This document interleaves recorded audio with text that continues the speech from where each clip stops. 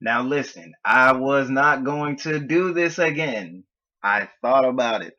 I prayed about it. I might be stupid,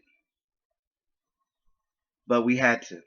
For the sake of solo leveling's popularity, we had to ride the wave on this one. So today I'm doing my version of the Shadow Army Multiverse Edition. That means from various anime, various cartoons, video games, whatever have you. Either way, I'm coming straight out the gate swinging. That means every character included in the following video is going to have no barriers, no cut cards, no anything. All of that is completely. There's no limitation on the situation. So let's get that.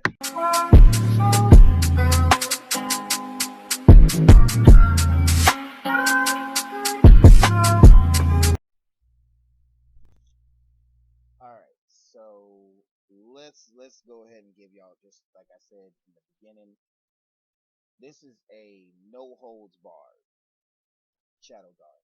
Okay.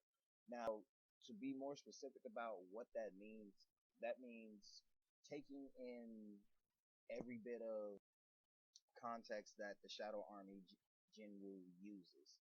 And it's essentially the Shadow Army basically has all of their powers, all of their abilities, but obviously in the sense of boosted with per stats. Let's look at it like that, right? So individually, I have exactly 17 characters here. So in these 17 characters, they're going to be each divided into three categories. Okay. Now you have your guards, vanguard, and the final stand. Now guards typically in this are just like the main line of defense. They got your back. They're going to stand tall with you throughout the whole situation, whatever boss you fight. Vanguard is essentially when the front line gets clapped up, they gonna come in, run the fade, if not continue to clean house. Now, the final stand ones are the ones that are going to be the main headaches for your oppositions, right? So if anything, like let's say the Vanguard and the guards get clapped, there's nothing else. There's nothing else to say about that, right? Let's look at it. Let's say one of the characters I have gets cut, this, that, and the third. My mana's running low, and then the final stand guards are basically, this is my last mana. We're going all out type shit, right? Right.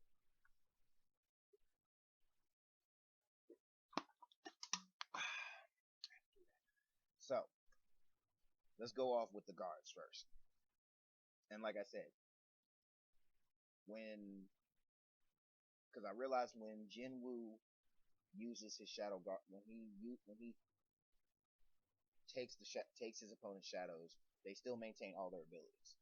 And in this case, I basically made it so that I want to fight head on with my crew, right? So to start off, main guards, I have a few. I'm definitely going with an alpha pack of werewolves. I'm saying that, okay? Jinwoo having a pack of polar bears and then one alpha polar. Nigga, I gotta do better than that. I gotta motherfucking get some werewolves up in this bitch. And then I'm talking about like six of them. No, make it seven because I want to have one main alpha. Again, for the guard, the Wendigo for secondary backup. Because given the speed of the Wendigo and the speed of the werewolf, it's a speed blitz, getting clapped, none of that. We're running simple as that. But I also want to make sure I have a diverse grouping as a whole, right? So to give them a subsequent advantage. Now, a lot of y'all might come me for this, but I'm putting the monsters from Code Lyoko because I was recently rewatching Code Lyoko, and I recently just started watching Code Evolution. Not really a fan of Evolution, but the OG Code Lyoko definitely had me sitting in my seat, right? So got it like beyond Lyoko's annoying monsters, the crabs, the tarantulas, the the mantas and stuff like that, that's definitely provide a decent amount of cannon fodder, especially when it comes down to 90% of the monsters from Lyoko are ranged fighters. So it's like a lot of these monsters attacking from long distance gives the Wendigo and the werewolf enough time to get up close and personal type shit. So I definitely want to make sure they stand out the most, but at the same time, I want to make sure that the Wendigo and werewolf have enough coverage. You get what I'm saying? So it's like when I have them, they guarding it, we free throw it. You know, simple as that. Now, just gonna this one is gonna probably be a little more difficult because in this I'm going to again I'm going to add some of the heavy hitters at a later point. But in this particular case, I'm going to definitely add, because if there's one thing I do know particularly about Kirito in terms of powers, he's definitely Shadow Army material. Just off the fact like being complete, subsequent drawback from his powers being used. And I ain't gonna lie, that up close and personal shit, he definitely on that. He definitely on that. Give it, get it how I live it situation. Okay, so I had to stop real quick because I realized I had missed one of the ones I was gonna use, but it's cool. It's cool. So again, I definitely feel like when it comes down to straight backhands and ass beatings, I definitely don't. I want my Vanguard. So if we talking about straight jump jutsu, we're doing jump jutsu, right? So I'm putting classic, right? That's a difficult decision because I'm like, if we gonna talk, you had to be there. Like Shaolin Chronicles, man, fuck that. But we talking about OG Shaolin Showdown, man. Listen, it was not to be played with. Kids WB on Saturday morning. Listen to me. Fully mastered, and at the end of the day, a whole nother group of motherfuckers. They lit up making Raymundo the leader of the group. Listen, ain't shit to talk about. Ain't shit to talk about. All of the powers unlocked, keeping all their Wudai abilities. Man, they dastardly. And don't think like I'm about to let these guys miss the jumping. Hold up. I have to bring out the Lyoko Warriors. Because again, traveling to Lyoko is one thing, but the vast amount of monsters you gotta go through just to make sure that everything is copacetic. Nah, bro, we gotta put the Lyoko Warriors. And I'm just gonna exclude William for this particular purpose because even though William was included in the middle of the series, I feel like definitely needed. We didn't get much of William. We pretty much just played Captain Saberho with him. So I'm just gonna exclude him, and it's just the original forecast, right? So they get their spot. Now back to the guard. Now because I'm keeping it short distance and close combat. Teaming up with the werewolf and the Wendigo, we got Maxor from Chaotic. That right there. That is him. That was him back in the day. Like that ass though, man. Listen, we ain't even begun to fight, and I'm telling you, the rest of these guys on this list, man, we starting to get somewhere. We ain't got there yet, but we get. And finally for the guards, I know, this is weird. I know a lot of y'all probably gonna say some wild shit, but no, Goblin Slayer, yes, he got to be in there. He got to be in there. That nigga is like Egress. That nigga is the Egress of my group right about now. Because given the buffs, given the upgrades, this man's a he's a tank. He's a tank, really. Man's a fucking demon. And then you add the fact that he's teamed up running fades alongside the werewolf and the Wendigo. Man, Multiverse crazy right now. Multiverse crazy right now. Alright. So as we go, we on to the Vanguard now. The next Venom fucking smasher from Cyberpunk 2077. Now, I won't say that Adam Smasher is 100%, but I will say for the sake of this video, he's definitely in the category because of the fact that he's practically invulnerable, practically indestructible. So it's like Shadow Adam Smasher, right? Like when you really put that in your head for a second, like picturing Adam Smasher as a shadow for Jim Lee, that's a lot going on there. And again, that's just me personally. That's just me personally. If I really want to call it a fade, that's really just what it is. But if we're gonna really do it like that, because like I said, we got about 5, 6, 7, 8, 9. We got 9 more characters. Honestly, I hate to do it, but I'm gonna have to go back to the guards on this one. In fact, I'm gonna actually switch it up entirely. I'm gonna put Adam Smasher as a guard because him, Max Air would be a death-defying trio in my head. I'm picturing that. I can see it, and I like what I'm visualizing. And as for the Vanguard, my boy Kirito and Melania. I'm just saying, look, don't nobody at me, bro. Don't at me because I'm saying what I'm saying. The imagination is going crazy about this idea. Because if I'm really gonna put a fade on it, you already got the Shaolin monks and the Liu warriors who all 8 of them combined, they already have a coordinated attack and they already feed off of each other. So it's like you got 2 groups of 4 that already know how to, coordinate with one another and speak each other's body language. You punch him, I kick her, that kind of thing. It's definitely, and especially because Melania, bruh, she, like, I didn't even finish Elden Ring, but I've heard so many stories about her, bruh. Not even just looking up YouTube lore or whatever about her, just the concept of her being, even by the developer standpoints, the strongest boss in the game. Like, and that's just base game. That's not even counting the DLC monsters. We're talking base game. Melania is crazy destructible. Just crazy destructible. Just, bruh, she's out of line, but she needs to be there. She needs to be there. But now, so we got that.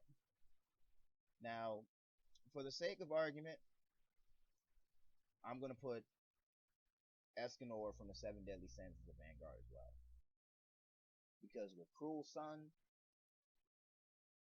and Kirito's light and dark, man, listen, that boy, that man, I see team combinations out the ass with those two, and it's just like they not basic, they not basic level bodies. These guys got real live hits on their name. They got cake.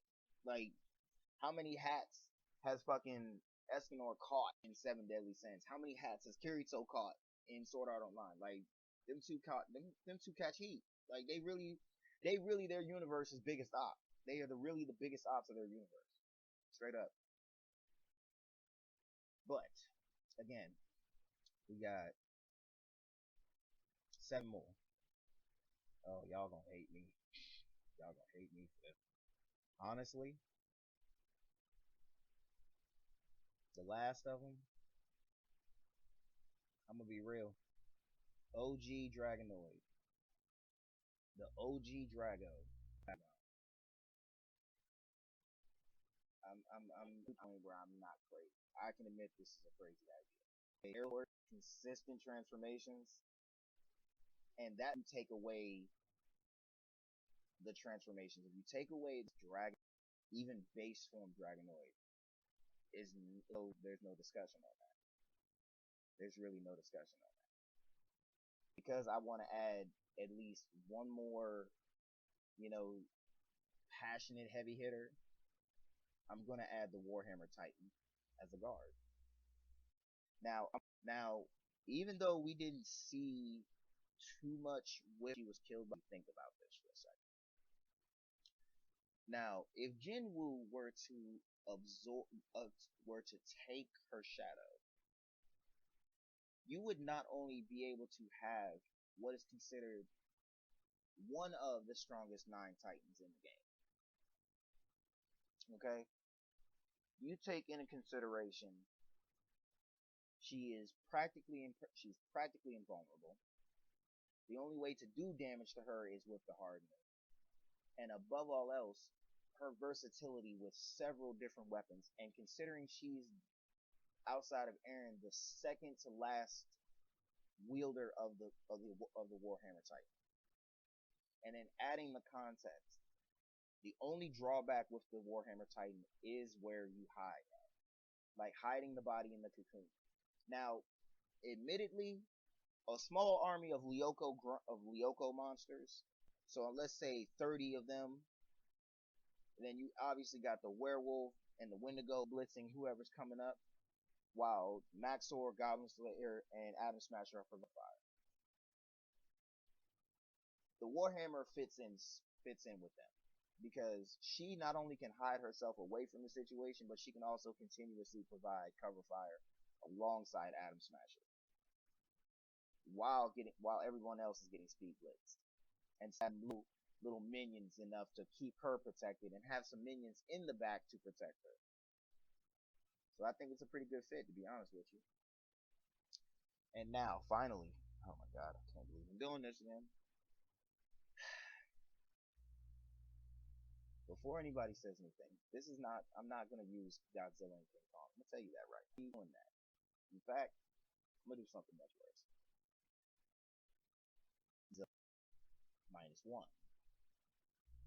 Heard what you thought. Godzilla -1 is him disruption there. There's no disruption. And it's a song for that matter. I'm adding Scar King. Because regardless, and to be completely honest, I did not really feel like he was the biggest op for the two of them. I really didn't. Honestly, I thought he was just one of those and disappears and you never heard from him again. And that's what ended up happening. But Scar King, no, he deserves more love than that. Next, another monkey. A monkey, but not just a monkey. The monkey. Sun Wukong. China's first ever crash out. All his powers, all his abilities. If the ops managed to get past Scar King and Godzilla minus, you got to deal with this batshit crazy monkey. This monkey here, the pluck of many, the leap over 1,000 mountains, the infinite staff, bro. Shadow Wukong be a solo leveling on his own. Like, because I'm not gonna lie, at first I was really just gonna say, fuck all that, and just put Wukong up there by himself. But no, there is somebody on this list that can do better. And honestly, you know what? Now that I'm thinking about it, I'm gonna put Scar King as a vanguard. No, I take that back. I'm gonna put him as a guard. I'm gonna put Godzilla -1. Gigantamax. Eternatus. Now I had to put one Pokemon in there. Look, I just had to put one Pokemon in there. At least one Pokemon. And honestly, because we did not get to even use his Gigantamax form in Sword and Shield, listen, we were robbed. We were broken. We were torn apart because of that. That ruined Sword and Shield for me, if I'm going to be completely honest. Like, I was mad as shit. I went through all of that boss battle shit, only to not even get Eternatus Gigantamax form. Like, that was a slap to the face to me. But I'm just saying. But now, ooh, the last one. We got Ben 10. Alien Force. Well, Ultimate Alien Force. Ben 10. Prime Ben 10. Unlocked. the Ultimatrix is it's a done deal. It's a done deal. Shadow Alien, Shadow Alien X for that matter. Shit. And with Eternatus being able to turn literally everything and anything to dust, and then you have Shadow Wukong with all of his powers and abilities unlocked. Listen, I ain't gonna say nothing. Let me know what y'all think in the comments below. I feel like I did some shit with this one. But what y'all think?